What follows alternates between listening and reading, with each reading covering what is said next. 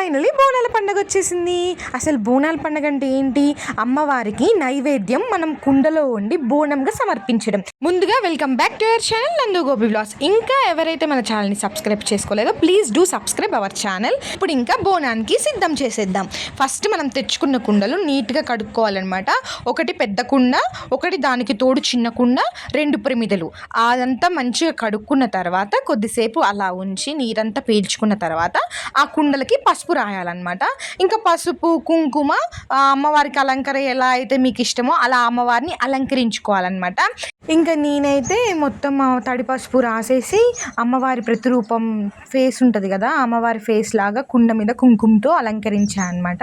అసలు మనం బోనం ఎందుకు అమ్మవారికి సమర్పించాలి అని అంటే, అప్పట్లోనంట అంటువ్యాధులు, జ్వరాలు, జలుబు, దగ్గు ఇట్లాంటి చాలా అనారోగ్య సమస్యలతో ప్రజలు చాలా బాధపడుతూ ఉండేవాళ్ళంట.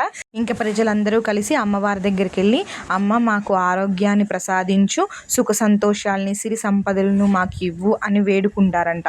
ఇంకెప్పుడైతే ఆ అమ్మవారిని వేడుకుంటుందో అప్పటి నుంచి ఆ అమ్మవారు మంచిగా చూస్తూ వచ్చిందంట. ఇంకా అదే రోజున ఎప్పుడైతే వాళ్ళు అమ్మవారిని వేడుకున్నారో ఆ మాసంలోనే ఇంకా అమ్మవారికి బోనం ఎత్తి ప్రసాదంగా నైవేద్యం పెడతారంట. ఇంకా అలానే మనం ప్రతి ఏడు అమ్మవారికి ఆషాఢంలో బోనం ఎత్తుకుంటాము.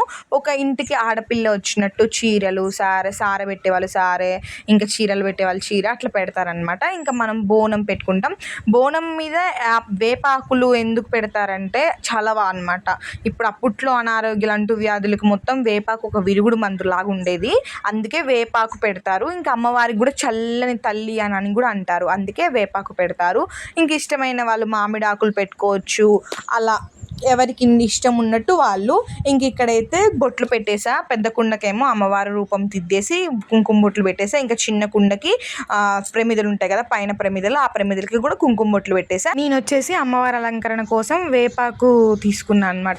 ఇంకా అట్లా మండ వేపాకు పెడితే కుండ ఎత్తుకునేటప్పుడు వీలు కాదు, కళ్ళల్లోకి వచ్చిద్ది అని చెప్పేసి ఇంకా ఆకులు ఉంటాయి కదా అవి విరిసేసి అదంతా థ్రెడ్కి మాల కట్టుకున్నాను అనమాట. చూపిస్తా అది కూడా మీకు. ఇంకో విషయం ఏంటంటే, మనము ఈ కుండలో ఇప్పుడు బోనం ఎత్తాం కదా, మళ్ళీ వచ్చే సంవత్సరం అదే కుండలో బోనం ఎత్తుకోకూడదంట. నాకు రీసెంట్గా ఆ విషయం తెలిసింది. ఇత్తడి వాటిలో, రాగి వాటిలలో బోనం చేసుకుంటే మనం యూస్ చేసుకోవచ్చు అంట, కానీ కుండ మాత్రం కొత్త కుండ పెట్టుకోవాలంట. వాడిన కుండని మళ్ళీ వచ్చే సంవత్సరం అమ్మవారి బోనం చేయడానికి వాడకూడదంట. ఇంక ఇక్కడ చూడండి, వేపాకు నేను చెప్పా కదా, ఇట్లా ఒక్కొక్క ఆకు విడివిడిగా కట్టుకున్నా. అంత వేపాకు పెట్టుకోవాల్సిన అవసరం లేదు, మనకి వీలున్నంత వేపాకు మంచిగా డెకరేషన్కి అమ్మవారికి కలగుండేంత వరకు మనం పెట్టుకోవచ్చు. ఇంకా ఇక్కడ బంతిపూలు మాల కట్టే తెచ్చుకున్నాం అనమాట. చాలామంది బంతిపూలని విచ్చదీసి మాల చుడుతున్నారు, అట్లాగా విచ్చదీసి మాల కట్టకూడదు. ఇంకా మేము పూలతోనే మాల ఆల్రెడీ కొనుక్కొని వచ్చాం కదా, అది అమ్మవారికి చుట్టా. చూడండి ఎంత నిండుగా కనిపిస్తుందో కుండ. ఇంకా చిన్న కుండకేమో అవి ఉంటాయి కదా వీరజాజులు, అవి చుట్టేసాయి అనమాట. ఇంకా బోనం వండింది. బోనం ఎట్లా అంటే, బోనం ఏమేమి వండుతారంటే బియ్యము, పాలు, బెల్లం, ఈ మూడిటితో బోనం వండుతారనమాట. ఆ వండిన బోనాన్ని నేను అమ్మవారి కుండలో నైవేద్యం నింపేసా. ఇంకా తర్వాత చిన్న కుండ ఉంటుంది కదా అమ్మవారి పైన, బోనం పైన ఉండే కుండలో వాటర్ పోసి పసుపు కుంకుమ వేయాలి. ఇంకా అక్షింతలు, ఇంకా ఎవరి సాంప్రదాయాలు వాళ్ళకు ఉంటాయి, వాళ్ళ వేసుకుంటారు. పైన 2 ప్రమిదలు పెట్టాం కదా, ఆ 2 ప్రమిదల పైన మనకి నూనె పోసుకొని దీపం పెట్టాలన్నమాట. బోనంకి పైన దీపం ఎందుకు పెడతారనంటే, అమ్మవారి స్వరూపం దివ్య శక్తిలాగా భావిస్తారంట ఆ దీపాన్ని. అంటే మనకి వెలుగులోనే కదా అమ్మవారు కనిపిస్తుంది అని అంటారు. ఇంకా వెలుగు మన బోనం మీద పెడితే అమ్మవారు బోనం కలిపి తీసుకుపోయి అమ్మవారికి సమర్పిస్తున్నట్టు అంట. నేను గోపి వాళ్ళ పెద్దమ్మ వాళ్ళ ఇంటికి వెళ్ళాము బోనాలకి అని చెప్పా కదా. గోపి వాళ్ళ అన్నయ్య వాళ్ళ పాప అనమాట, ఇంటి ఆడపిల్ల అని చెప్పేసి తనతో బోనం ఎత్తిచ్చారు. కింది వరకు పాప ఎత్తుకొని వచ్చిందనమాట. కిందికి వెళ్ళాక వాళ్ళ అమ్మ ఎత్తుకుంది. ఇంకా ఇది వచ్చేసి టెంపుల్ అనమాట.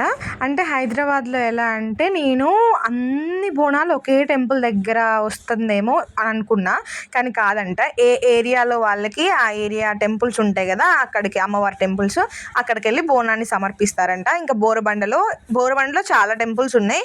ఇంకా మా ఏరియాకి కొంచెం దగ్గర ఉన్న టెంపుల్ ఇదనమాట, కనకదుర్గమ్మ అమ్మవారి టెంపుల్.